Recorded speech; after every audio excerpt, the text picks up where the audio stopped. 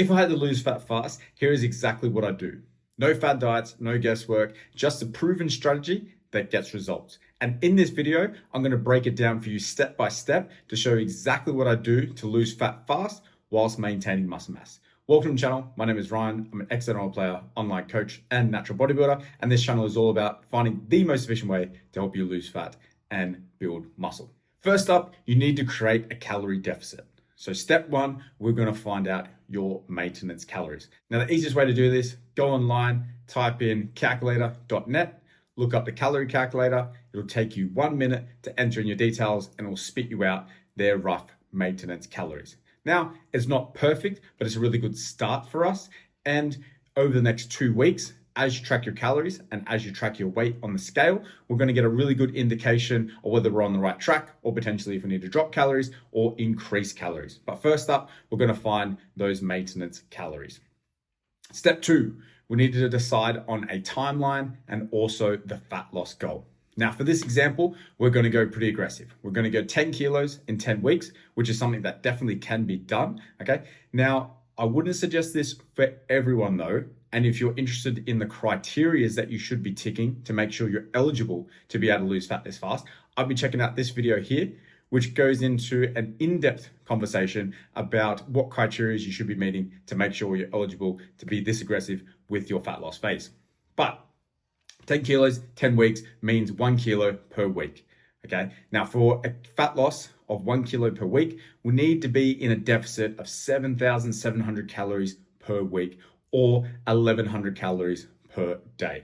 Okay, so once we have our maintenance calories and we also have the amount of deficit that we need to be into, we can subtract the deficit from the calories. So if we had a maintenance of 3,000 calories per day, we subtract that 1,100, will now give us a calorie target of 1,900 calories a day, which is going to ensure that we are losing a kilo of fat per week over the next 10 weeks. Now, we need to structure our micronutrients. So we have our calorie target.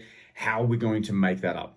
First of all is protein. Protein is king. We need to be making sure that we're eating a high protein diet so we can maintain as much muscle mass as possible. Now we need to be doing some resistance training alongside this, but we're going to talk about that later in the video. So first up, we need to get our protein sorted. Also, it increases satiety, so it's going to make us feel fuller for longer, and it has a slight thermogenic effect, which pretty much means you need to invest calories to get the calories out. So it's going to increase your calories out a little bit. Nothing significant, but seeing as though we need to be in a higher protein diet to maintain muscle anyway, it's kind of like a win-win. So if you're an 80 kilo individual, I would recommend having 2 grams to 2.2 grams per kilo of body weight. So 80 kilo individual is having around about 160 to 176 grams of protein per day. Now, minimum 160. Okay, so all my clients, I suggest having 2 grams per kilo of body weight of protein per day. So having that minimum of 160, if you're an 80 kilo individual, is what I would be recommending. From there, we can work out our fats. Okay, now I want to have a minimum of 0.8 grams per kilo of body weight of fat. Now, if you're someone who's a bit of a heavy individual, we can go with the 20% of your calories should be coming from fat as a little bit of a cap, but we need to make sure that we're getting either one of these minimums just to make sure that we are keeping our hormone health in check and also we are supporting the absorption of our fat soluble vitamins, okay? So for an 80 kilo individual, this looks like 64 grams of fat per day. Now, the remaining calories can come from our carbohydrates. So what we need to do is we are going to work out the calorie content of our protein and our fats. Okay, so 160 grams times 4, which is the amount of calories that are in a gram of protein, is 640 calories. Then we go to our fats, 64 grams of fat, 9 calories per gram of fat gives us a total of 576. Now, if we add those together, that gives us a total of 1216. Now, if we take that 1216 away from our 1900 calorie target per day, that gives us a calorie target for our carbohydrates of 684 calories. And if we divide that by 4, that'll give us 171 grams of carbs per day. So these are some macronutrient targets that we can use for our 1900 calories. So 160 grams of protein per day, 64 grams of fat per day, and 171 grams of carbs per day. Now, I will say that there's a little bit of working out in this and you don't have to go that in depth, okay? Making sure that you're hitting your minimums is probably the only thing that you really need to worry about. So making sure that you're getting a minimum of 2 grams of protein per day per kilo of body weight, plus a 0.8 gram per kilo of body weight for fat, or 20% of your calories is coming from fats. Making sure that we're hitting these minimums is just going to make sure that we're supporting everything we need to in the way of health, plus also making sure that we have the amount of protein to preserve as much muscle as possible. But anything within that, whether we go high carb, high fat, low fat, doesn't really matter. And you're pretty much going to get the same results as long as you are hitting these minimums. Okay, now I just like to go a little bit lower fat, just because generally a lot of the foods that you'll be eating to try and minimize hunger, okay, is going to be more low fat and a little bit higher carb.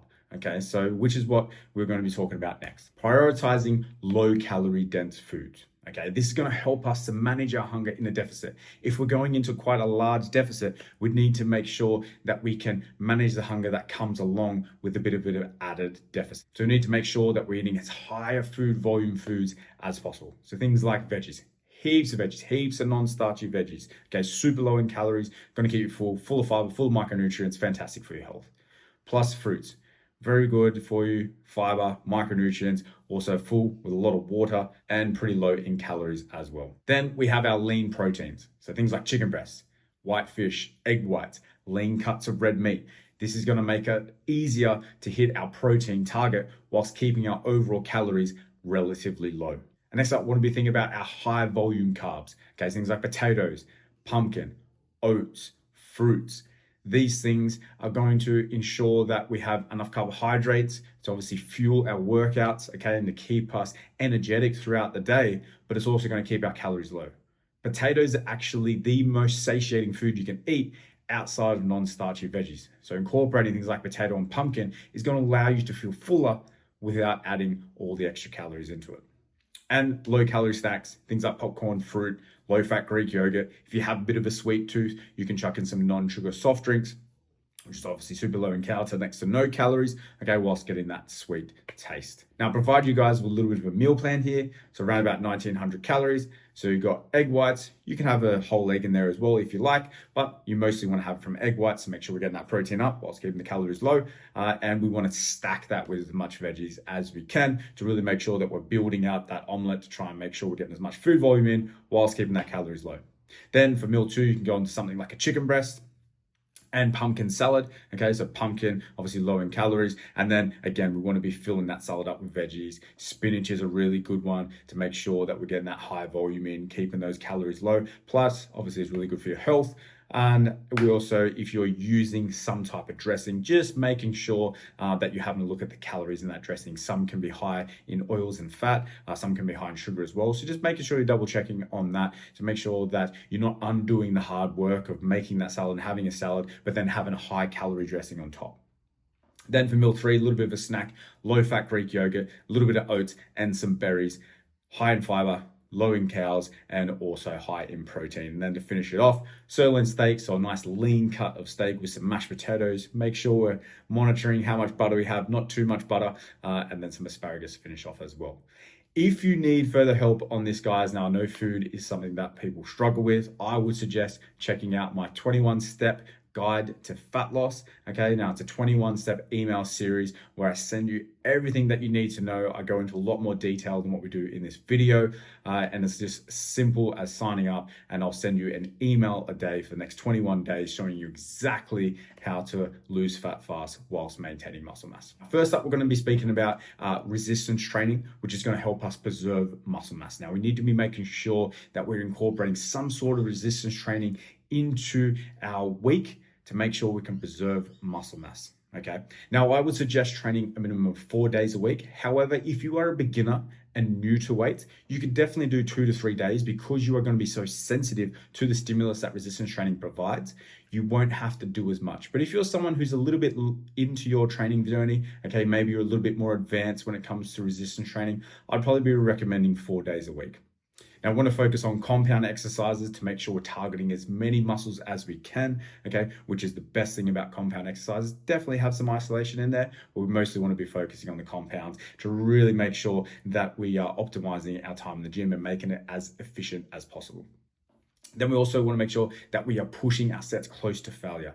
To maintain muscle mass, we need to create a demand for muscle. Okay, so when you're in a calorie deficit, your brain's going to go down and it's going to try and find where to be pulling the energy from. Okay, so your body's going to be searching for this energy to make up for the deficit that you have created. It's going to go to your muscles. And if you aren't training that hard, it's going to go to muscles and say, hey, what are you up to? Can we have some energy? Muscle going like, yeah, we're not training too hard. You know, we can definitely give you guys a little bit. Here you go. Here's a little bit of muscle mass that we've broken down to create energy for you.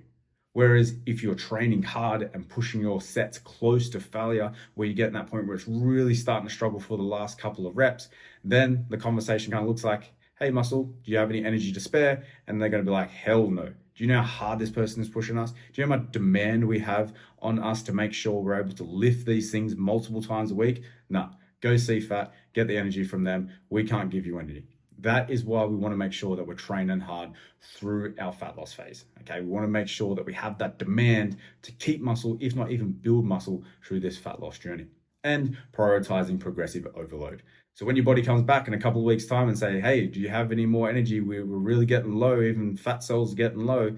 Your muscles are still going to say, nah, we're still pushing hard. This guy is riding us. We can't give any energy away. We need all the muscle mass that we can get because the demand is just so high. So make sure we're practicing progressive overload to continue to challenge the muscle and create that demand to maintain the muscle mass. Within this, you can do 2 upper body sessions a week, 2 lower body sessions a week. Now, I say this quite flexibly, okay? I sometimes, in my lower body days, I might chuck a little bit of shoulders in, might chuck a little bit of arms in. You definitely don't need to stick to the old upper body, lower body.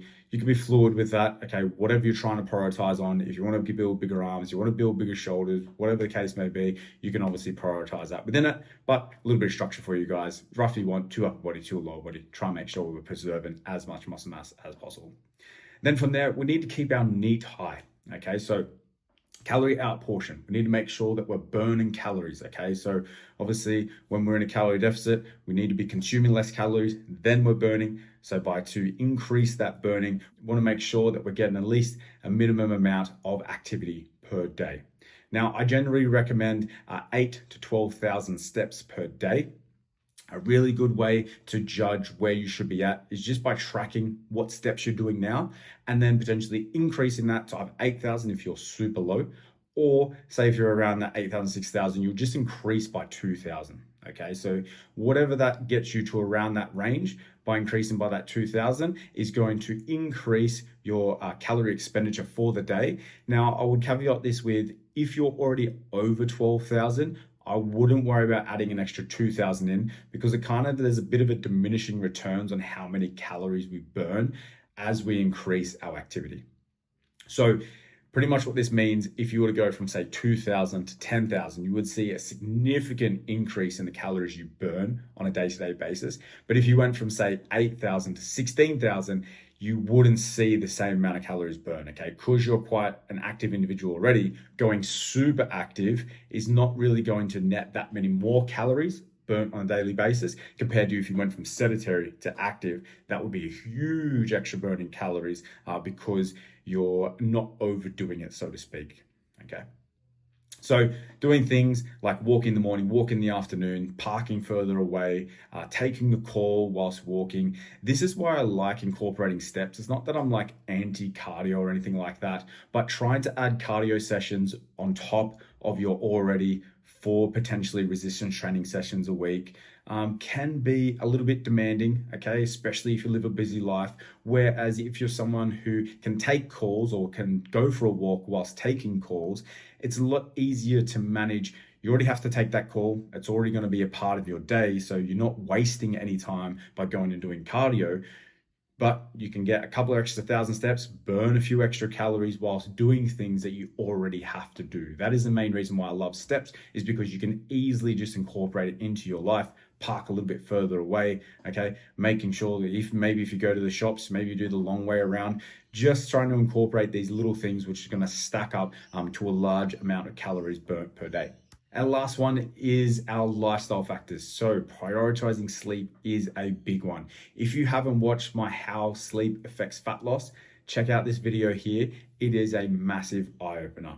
pretty much put it nice and simple for you guys. Even if you did all the things I spoke about on that previous slide, but you were to sleep 5 hours a night as compared to 7 to 9 hours a night, the person that sleeps 7 to 9 hours a night will maintain a lot more muscle mass and burn a lot more fat than the person who slept 5 hours a night. Okay, so it will directly affect how much fat you lose and how much muscle you maintain, okay, if you're not sleeping enough at night. Okay, so it's something that I really stress to my clients, and I want to stress to you guys as well, that it can have a big effect directly on how much muscle you maintain and almost how much fat that you lose.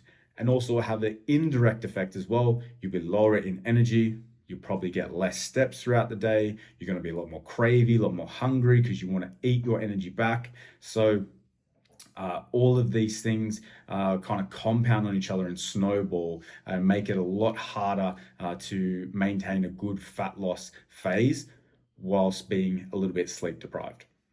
Next one is reducing alcohol intake. Now, this is not something that I talk about heaps, and I don't think it's a massive issue for a lot of people, especially if they're doing more of a sustained long-term fat loss phase. I think it's fine to incorporate a little bit of alcohol here and there. But if you want to go hard and fast, the less alcohol, the better. And just being realistic here, the less you drink, the easier it's going to be. Generally, if we're drinking a lot, our sleep's going to be affected, our energy is going to be affected, plus you're going to be having extra calories from the liquid calories that you're drinking. So all alcoholic drinks have liquid calories. Some have more, some have less. Okay, so I would encourage you, the less the better.